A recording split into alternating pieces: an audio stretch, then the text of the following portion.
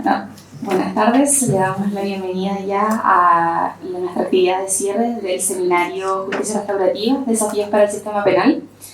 Para ello contamos con la presencia ahora de nuestra conferencista internacional, Verónica Michel-Lubiano, y para ello le daremos la palabra primeramente al profesor Raúl Carnevali, quien se las va a presentar. Bueno, muchísimas gracias. Bueno, buenas tardes. Bueno, en nuestra actividad final quisiera, antes de dar la palabra a Verónica, agradecerle a ustedes la presencia durante estos 2 días de discusión en estos temas. Han sido jornadas bastante extensas, pero creo muy productivas, puesto que se han abordado diversas materias de particular relevancia en lo que es la justicia restaurativa. Aprovecho para hacerles presente que todas las mesas están siendo grabadas, con lo cual luego las vamos a subir a internet, a nuestra página web, que es www.depenal.cl, y también van a estar en Facebook. No sé en qué parte más va a estar Felipe. Felipe es nuestro agente tecnológico. Aparte de Facebook, LinkedIn, nuestro canal de YouTube. Bueno, eso suena mejor decir, en nuestro canal de YouTube.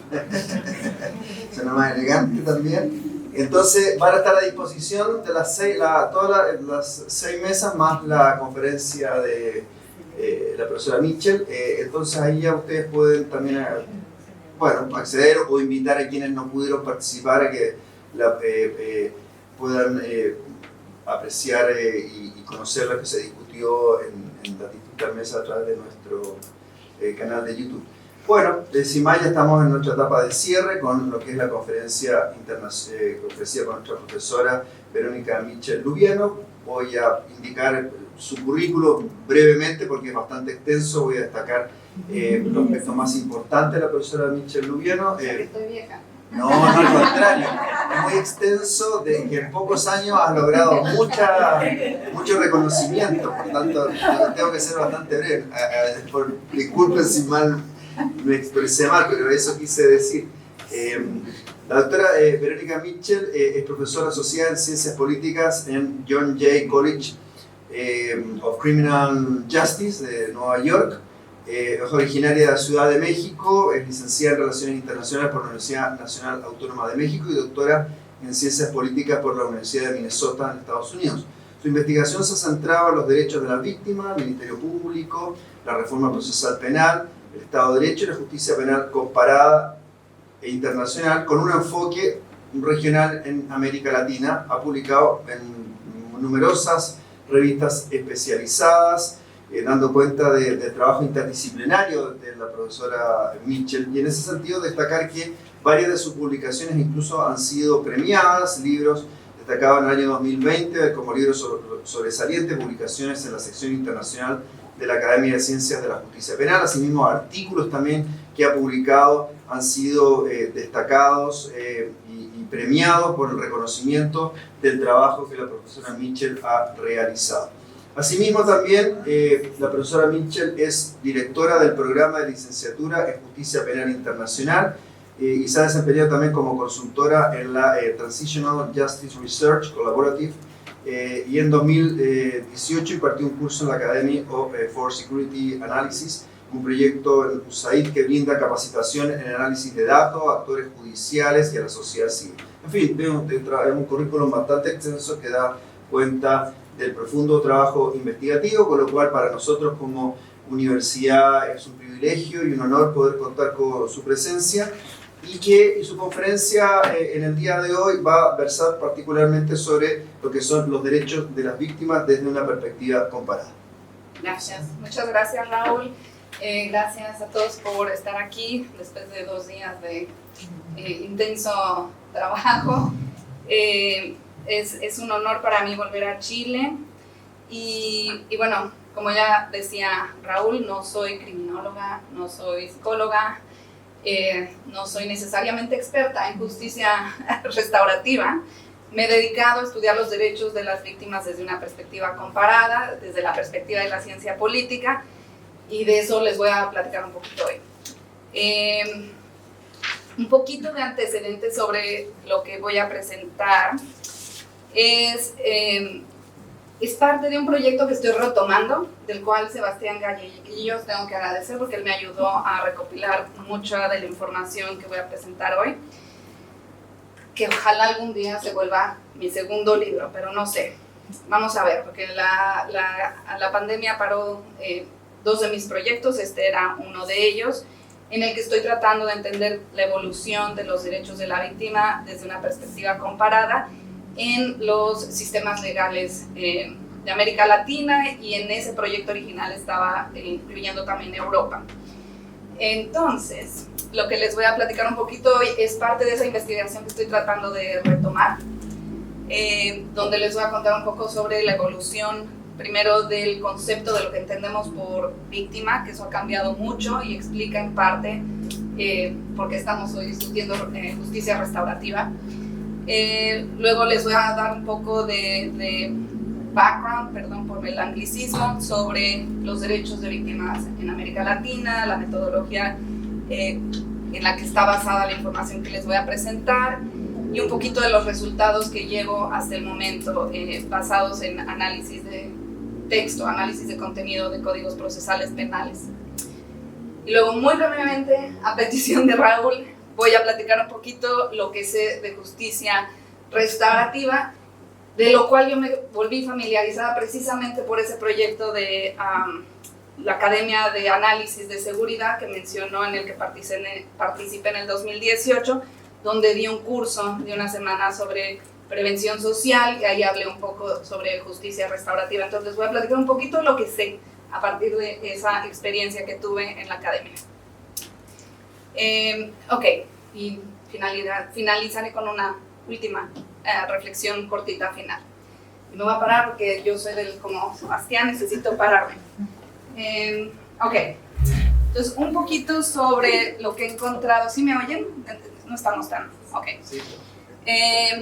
Una cosa de lo que he encontrado es que, en revisando códigos procesales penales a través del tiempo, la víctima en realidad, como la entendemos hoy, es hasta el siglo XX, ¿okay? Un actor con derechos al que tenemos que cuidar, etcétera, etcétera. Eso, como lo entendemos, como conceptualmente, apareció hasta el siglo XX.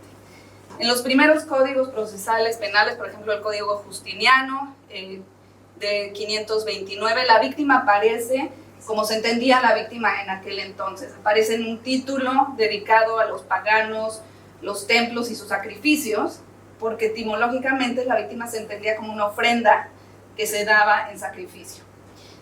Entonces ahí es donde aparece la víctima en un primer código penal. Más adelante la víctima continúa apareciendo como un actor pasivo al que le pasa algo, al ofendido básicamente, y eso es lo que aparece en la ley carolina y la teresiana, las dos fundamentales para lo que era el Imperio Romano y después el Imperio de Habsburgo, y se refiere, las 2 veces que encontré una referencia era a la persona muerta, el Erdmorter, no hablo nada de alemán, pero esa era básicamente la noción en la que se hacía referencia a la víctima. Y luego ya lo que les voy a platicar un poquito es cómo comenzó a aparecer la víctima, como la entendemos hoy, en el siglo XX. Mucho de esto, y mis colegas aquí que son psicólogas o victimólogos y criminólogos lo saben mejor que yo, mucho de esto tiene que ver con el entendimiento del trauma, que surge a partir del desarrollo de la psicología, la psiquiatría, básicamente entender que los humanos sufren trauma, y el daño cómo viene ese daño a partir de la experiencia de un crimen. Y todo esto básicamente fue el fundamento teórico conceptual que ayudó a la victimología y a tratar de ver a la víctima no nada más como algo, a un ente al que le pasa algo, o un ente de, ¿cómo se llama? Witness, testigo, gracias. Y todos esos cambios llevaron al desarrollo de los derechos que vemos hoy. Si uno ve los códigos procesales penales en América Latina, esta es parte de la base de datos que armé mucho con ayuda de Sebastián. En América Latina, desde el momento de la independencia, Estos son 40, creo que son 40 códigos procesales penales. Las referencias, el número de veces que se hace la referencia a la palabra víctima es muy poquita en el siglo XIX, comienza un poco en los 30, este es el Código Procesal de México, donde la víctima se hace referencia, pero cuando hay referencias antes de los 90 a las víctimas, en general es como este ente pasivo, se le refiere como un testigo y no como una parte con derechos procesales, donde debe de ser escuchada, donde tiene derecho a un abogado, inclusive en otros lados. Y esto es lo que a mí me motivó a hacer esta investigación. Ahora, un poquito sobre la metodología. Es una muestra la que juntamos, Sebastián y yo, con códigos procesales penales de América Latina. También creamos otra de Europa, que no está tan completa. Cubre 17 países del sistema legal civil continental, o sea, eso quiere decir que los países con common law o del sistema anglosajón no fueron incluidos. Y hay algunos que son históricos, en el sentido que ya no están vigentes, fueron abrogados, y 17 que son los que actualmente están vigentes. Conseguimos 30 históricos, sabemos que no son todos, porque es muy difícil conseguir códigos procesales en línea, pero conseguimos 30 y 17 vigentes. Y el análisis de texto se hizo usando un software que se llama En Vivo, y lo que les estoy presentando son avances preliminares de este análisis.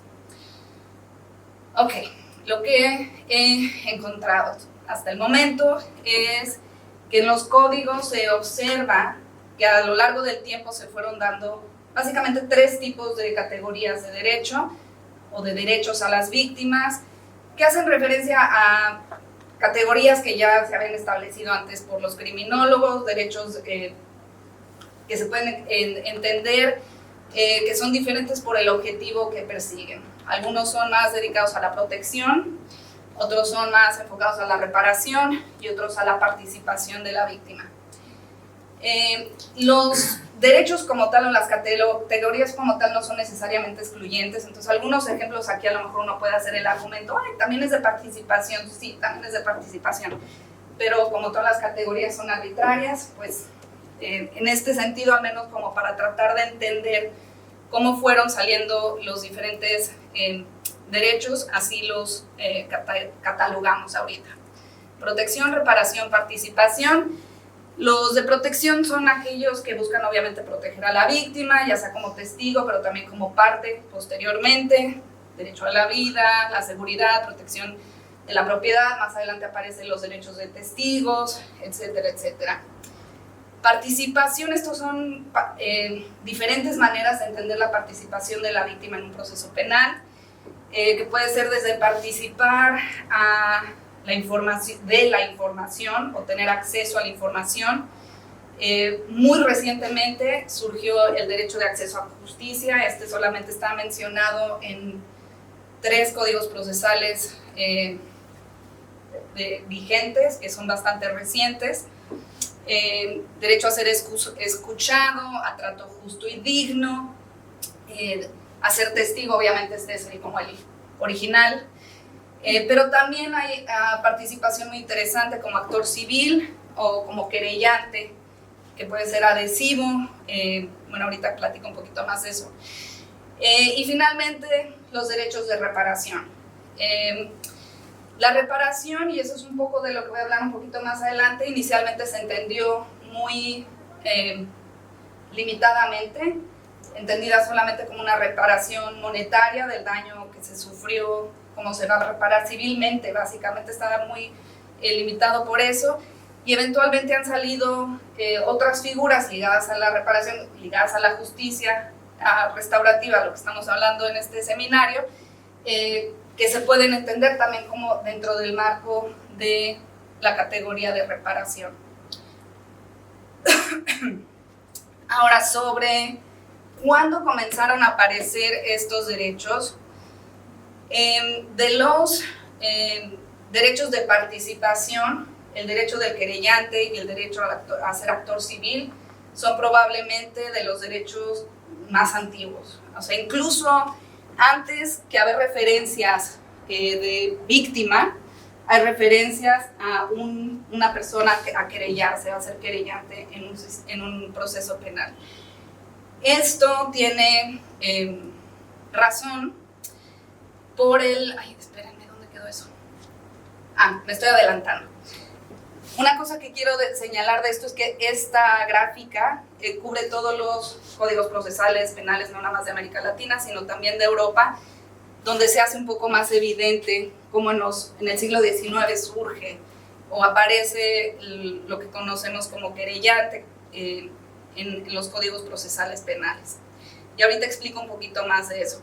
En el contexto de América Latina también se observa que los códigos que son más antiguos, primero comienzan a hablar del querellante, 7 códigos en el 1800, a mediados del siglo XIX, comienzan a hablar del querellante, y el número de veces que se refieren al querellante sube exponencialmente ya en los códigos que son vigentes.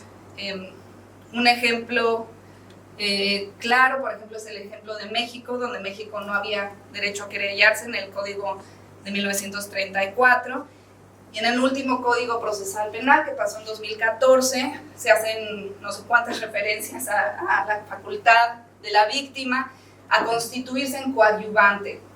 Es una figura similar al querellante, hay diferencias, pero da esta misma facultad a la víctima a poder participar en el proceso penal con un abogado y coadyuvar en el proceso penal.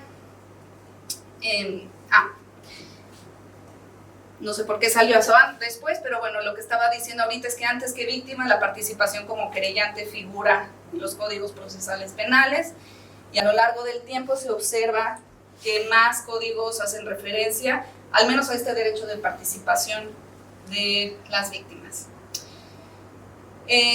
Lo que quería decir hace ratito es cómo esta participación como querellante se puede explicar un poco por la propia evolución del proceso, o del cómo evolucionó el Código Procesal Penal, o la ley procesal penal en la historia. Perdón, pero hace mucho no daba una plática en español y estoy constantemente tratando de traducir términos que debería dominar en español. Ok, entonces, como ustedes, la mayoría de ustedes son abogados, o bueno, ahorita a lo mejor la mitad, saben bien, venimos de una herencia de derecho continental, y este derecho, inicialmente sus orígenes, la facultad de la acción penal correspondía pues a la víctima, a la particular. Una vez que surge el Estado moderno, se monopoliza el poder de la acción penal, y en todo ese proceso que se fue consolidando el poder, en lo que después se conformó como Ministerio Público, quita a la víctima del proceso penal. Eso sé que muchos de ustedes lo saben bien. En este proceso que llevó décadas, siglos, en muchos países, la figura de lo que hoy conocemos como querellante quedó como algunos intentos de los legisladores del momento para tratar de nivelar el poder de lo que no se conocía cómo iba a funcionar, que era el Ministerio Público. En las discusiones que hubieron en Alemania en su momento, se dejó el querellante, que es un querellante tipo adhesivo, que se llama el Nebenklage, precisamente para tratar de decir, ok, que el Ministerio Público no tenga tanto poder porque no sabemos cómo va a funcionar esta figura. En España se ha dejado desde el siglo XIX la figura de la acción popular, que también permite a las víctimas un tipo de participación en el proceso penal, y las discusiones en su momento de reforma, en dejarla o no dejarla, también señalaban desconfianza a la figura del Ministerio Público que se estaba creando en su momento. Y estos dos países tuvieron gran influencia en las reformas procesales penales de América Latina, y por eso las prefiero. En América Latina encontramos 3 tipos de querellante. Uno es el auxiliar, otro es el autónomo, que se llama autónomo, y el otro es el exclusivo. El auxiliar y el autónomo funcionan para todo tipo de delitos. El auxiliar, sin embargo, a diferencia del autónomo, no puede presentar una acusación particular. El exclusivo sería la acción penal privada, como se conoce en algunos lados, donde generalmente es para delitos como de calumnia, delitos que no tienen relevancia para el Estado. Y esos son los 3 tipos que se encuentran en América Latina. Ahora, sobre reparación, perdón que todo esté así todavía medio, pero como decía, es work in progress, trabajo que todavía estoy haciendo y retomando, que es lo más bonito. Como la querella, la acción civil figura también desde los primeros códigos procesales penales que encontramos de América Latina, que son de 1800, creo que 18 es el primero que tenemos, no me acordaría ahorita, tendría que ver. Pero del primero que tenemos del siglo XIX aparece la acción civil. La reparación del daño, curiosamente, también aparece en códigos anteriores. Esta reparación del daño no sorprende, puesto que se entiende como parte de una acción civil que se va a reparar el daño. Lo que llama más la atención es la introducción de estas figuras que tienen que ver más con lo que entendemos hoy como justicia restaurativa. La conciliación aparece un poco, pero más como para... no aparece tan extensa en los antiguos y creció mucho ya en los códigos que están vigentes ahora.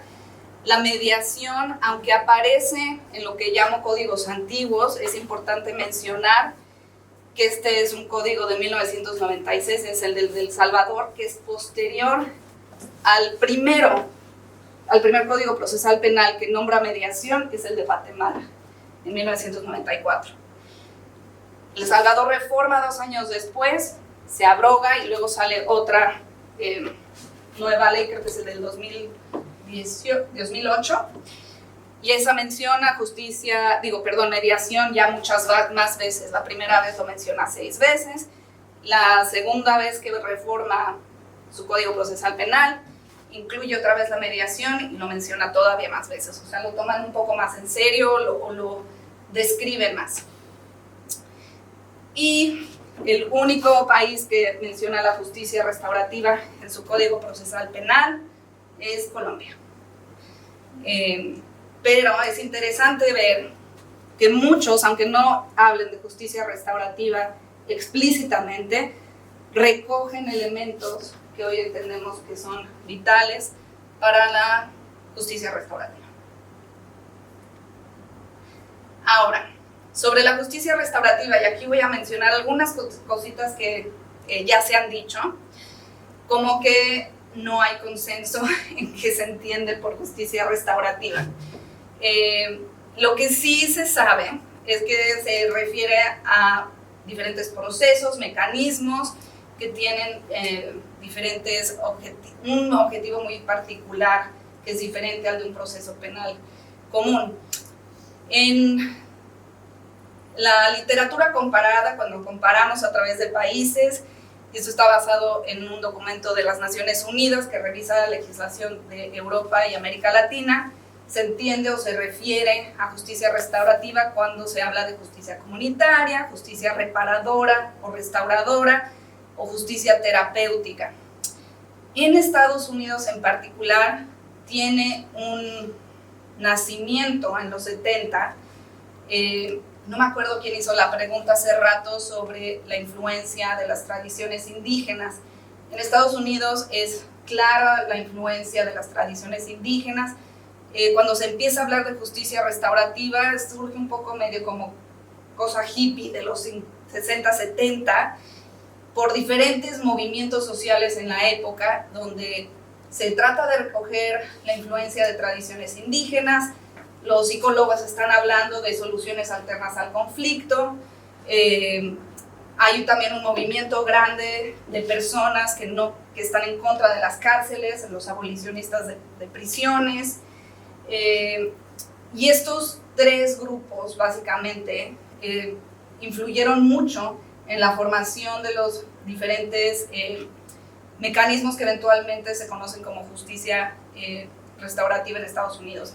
Casi todos los estados en Estados Unidos han incorporado algún tipo de mecanismo en su sistema de justicia restaurativa y nace en el sistema juvenil. Eso también es importante destacar porque creo que es un área natural para tratar este tipo de mecanismos. Primero, tal vez por las diferencias que se tiene, que alguien lo mencionaba ayer, de cómo se percibe diferente a un menor que delinque versus a un adulto, que puede ser perjuicios, estereotipos, pero creo que no es coincidencia que en muchos países empieza por la justicia juvenil para intentar mecanismos de corte restaurativo. También, y esto tiene que ver también con el desarrollo que hubo en victimología y en psicología y en nuestro entendimiento del trauma o el nacimiento del concepto del trauma, en lo que se conoce como justicia terapéutica.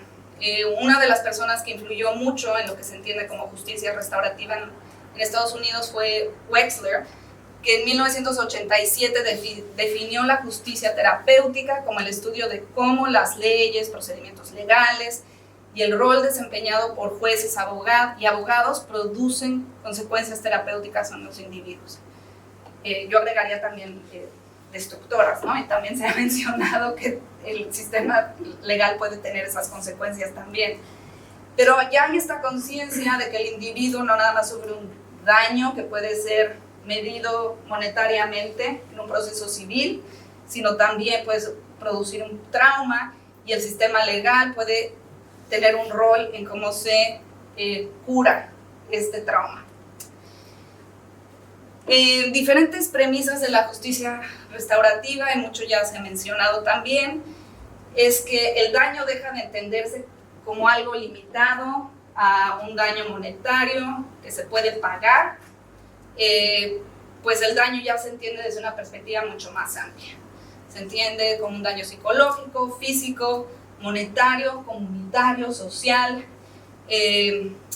También se acepta la premisa de que en este proceso hay un aceptamiento de la responsabilidad, que es parte de lo que ayuda a la sanación, digamos, y a resolver el conflicto, y que hay entendimiento de consecuencias.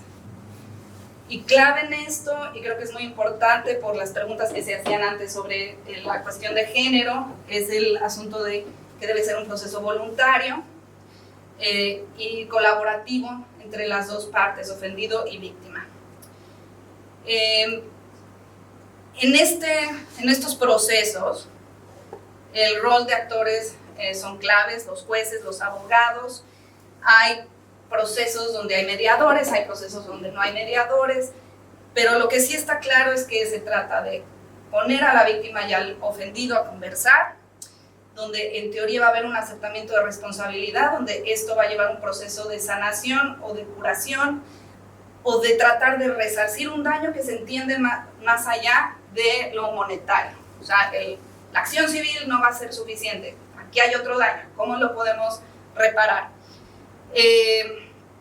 Ahora, los efectos, y esto es un poco parte de la conversación que se ha tenido en estos 2 días, y es que no sabemos necesariamente cuál es el efecto, porque se ha estudiado poco cómo estos procesos impactan a los individuos que participan en estos procesos. Se espera, se desea, es un objetivo deseado, que la justicia restaurativa ayude a prevenir el crimen, que ayude a lo que se conoce como justicia preventiva. Se espera que ayude a mejorar percepciones de justicia procedimental, que va a haber satisfacción no nada más de víctimas, sino también de ofensores, acusados, y eventualmente, que eso era lo que platicaban hace rato, tal vez puede prevenir, haber alguna forma de disuasión o de algún otro cambio que se mencionaba antes, que va a llevar al desistimiento. Entonces, eso es lo que se espera. saben ustedes mejor que yo que hay poca evidencia empírica, porque hay pocos estudios en esto, pero en Estados Unidos se ha tratado de estudiar bastante, y ahorita les voy a dar un ejemplo de un estudio. A grandes rasgos, objetivos de la justicia restaurativa: el sanar y rehabilitar desde una perspectiva integral con función terapéutica.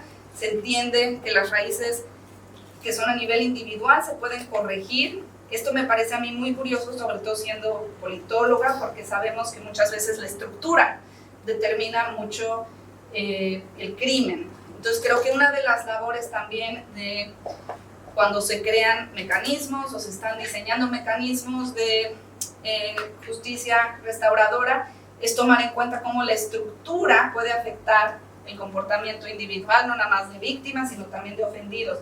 Creo que esto lo platicábamos también un poquito ayer, sobre cómo tomar en cuenta eso en mecanismos. Y el enfoque en este sentido, como se entiende el daño desde una manera mucho más amplia, se busca bienestar emocional, psicológico del individuo y de la comunidad. Una cosa que también es interesante mencionar aquí, que no está peleada ni con la génesis de la justicia restaurativa, al menos en el contexto anglosajón, y yo creo que tampoco con su lógica, es que otro objetivo es la eficiencia y la descongestión. O sea, al menos en el contexto de Estados Unidos, una de las razones por las que empezaron a pensar en esto como una salida alternativa era porque no querían ver a más chavitos, chamacos, soy mexicana, ¿cómo les dicen? Chicos, jovenzuelos, en las cárceles. Estados Unidos es uno de los países con mayor hacinamiento del mundo, de los países desarrollados es el peor. Entonces, ¿cómo podemos dejar esta cultura punitiva? O sea, esto fue lo que estaba pensando la gente en los 70. Entonces sí hay una lógica de eficiencia, de descongestión, obviamente con una perspectiva de calidez humana y de tratar de ver al ofendido desde otra perspectiva, y así como a la víctima también. En Estados Unidos hay diferentes tipos de programas de mediación, juntas comunitarias, otros mecanismos alternativos al proceso judicial, cortes especializadas de solución de problemas, como cortes especializadas para jóvenes, cortes de drogas, en fin, nada que no se haya mencionado aquí antes. Ahora un poquito sobre la institucionalidad de cómo se fue desarrollando en Estados Unidos. En 1974 se creó la Oficina de Justicia Penal y Prevención para la Delincuencia Juvenil, un poco en respuesta a estos movimientos que estaban presionando a tratar de descongestionar el sistema y a tratar de encontrar soluciones alternativas, sobre todo para apoyar a los jóvenes que delinquen. En esto,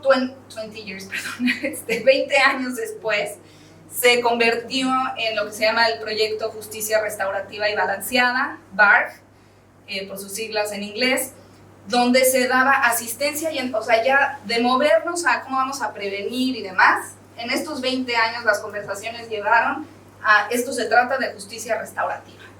Y vamos a crear este proyecto donde vamos a tener dinero para dar entrenamiento a los estados y para que creen reformas para que le entren a la justicia restaurativa, sobre todo en el área de delincuencia juvenil.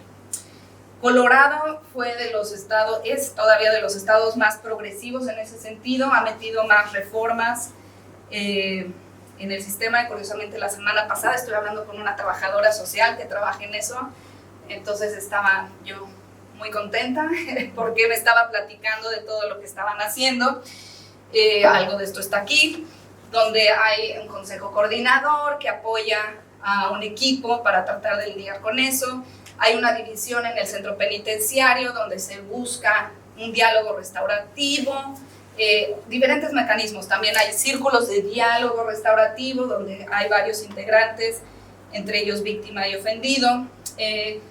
También hay otros mecanismos que le llaman evaluación de responsabilidad, que son como assessment tools, ¿cómo se llama eso?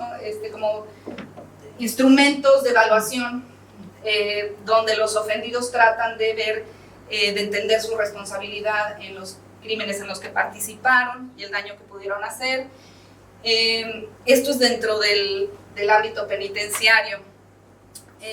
Algunas otras prácticas restaurativas que ha implementado Colorado, conferencias que ya había mencionado anteriormente aquí, conferencias de familias o comunitarias, prácticas en escuela, que eso sé que también ya lo están implementando en Chile.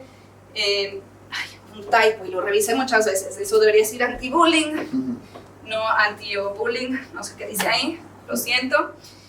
Y igual que aquí y en otros lugares lo que se está excluyendo en todos estos procesos son los delitos sexuales o de violencia doméstica.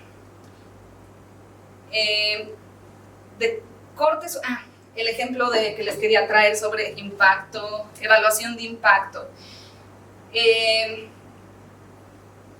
Y eso también, no me acuerdo a quién se lo mencioné en estos 2 días, pero creo que es bien importante que en Chile, ahora que están comenzando a explorar proyectos piloto y que a lo mejor van a poner más cosas, piensen en diferentes maneras de evaluar el impacto, porque no hay manera de saber cómo se está afectando a la víctima o beneficiando a la víctima, idealmente cómo se está apoyando al agresor en su proceso también de sanación y reintegración, si no se hacen proyectos de evaluación de impacto integrado a los pilotos. Bueno, en este caso es un cuasi experimento, lo cual quiere decir que ellos no pudieron asignar aleatoriamente a los participantes a 2 grupos, que esto es vital. Sería mucho mejor la elaboración de un diseño experimental donde se puede asignar aleatoriamente. Tú entraste al sistema, yo te mando a este programa. Tú entraste al sistema y te vas para o sea, se va canalizando aleatoriamente.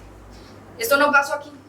Llegaron después, post facto, de que ya habían empezado los programas, pero separaron la muestra, crearon una muestra pues, bastante amplia. El grupo experimental eran 1,708 individuos que habían entrado al programa de justicia restaurativa. Esto es en Maricopa, esto es en Arizona, que está muy cerca de la frontera con México. Y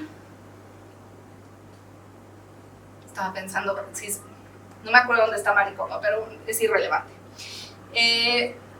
1,708 jovencitos que habían entrado al grupo experimental, o sea, que habían recibido mecanismo restaurativo, y el resto le llamaron grupo de control. Entonces, básicamente, todos los casos que habían entrado a la corte en cierto periodo, estos se fueron a justicia restaurativa, esto es el grupo de control.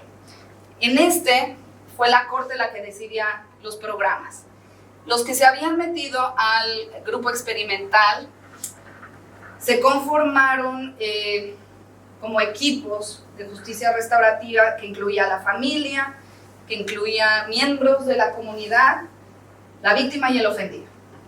Esto es en el contexto juvenil. Y entre el grupo se decidía cuál iba a ser la resolución.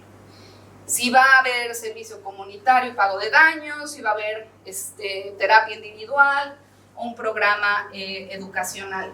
Podían ser los 3, podían ser 2, pero esas eran, digamos, el rango de opciones que se les dio a los chicos que estuvieron aquí. Después se buscó la información, ok, ¿cuántos se fueron aquí? ¿Cuántos se fueron acá? Y luego a 2 años después se midió si habían tenido reincidencia en ofender los que habían estado en el grupo experimental y los que habían estado en el grupo de control. Viendo los grupos así tal cual, parecía no haber diferencia, pero al tomar en cuenta factores como raza, género y si era la primera ofensa o no, sí vieron que había una gran diferencia entre niños y niñas. Y esto creo que tiene que ver un poco con las razones estructurales, medioambientales, que explican por qué tenemos más niños entrando al sistema penal comparado a las niñas, y eso también se mencionaba hace rato, la diferencia no nada más de edad, sino también de género en la tendencia a delinquir. No llama la atención que las niñas sean más beneficiadas, pero da instrumentos y da evidencia empírica para los operadores de justicia, de ver qué se puede hacer para que estos chicos, que a lo mejor no tienen más difícil, porque van a tener presión social, presión, o a lo mejor son parte de una pandilla, en fin, cuáles son las partes que hacen que los chicos estén teniendo menos beneficios de esto. Entonces, esto fue un estudio muy interesante, en el 2000, esto ya es relativamente viejo, si uno lo piensa, pero que se ha descubierto que sí puede haber beneficios, lo importante es simplemente medirlo. De justicia restaurativa, como a manera de conclusión, creo que ahorita estamos, sobre todo en América Latina, en una situación en la que se desea mucho, porque sabemos que pueden ser procesos, intervenciones, mecanismos que ayuden a resolver delitos de manera diferente y que ayuden comunitariamente a lo que decían antes, a tener menos víctimas. Al final de cuentas, eso es lo que queremos, un sistema que sirva.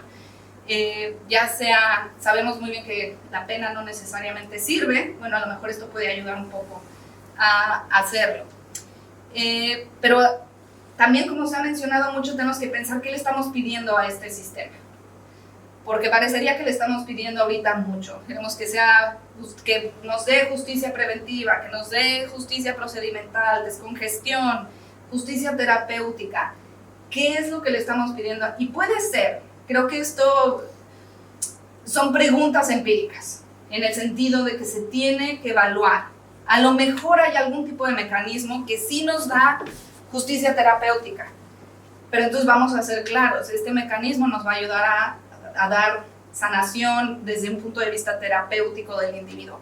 A lo mejor este mecanismo particular nos va a dar descongestión.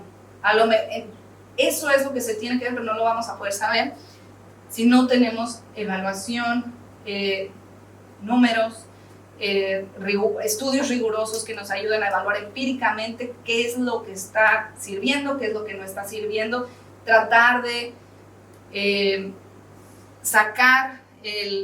identificar los factores que ayudan y que no ayudan y dar instrumentos a operadores, a legisladores para diseños de políticas públicas basadas en evidencia. Y eso es todo por mí. Muchas gracias.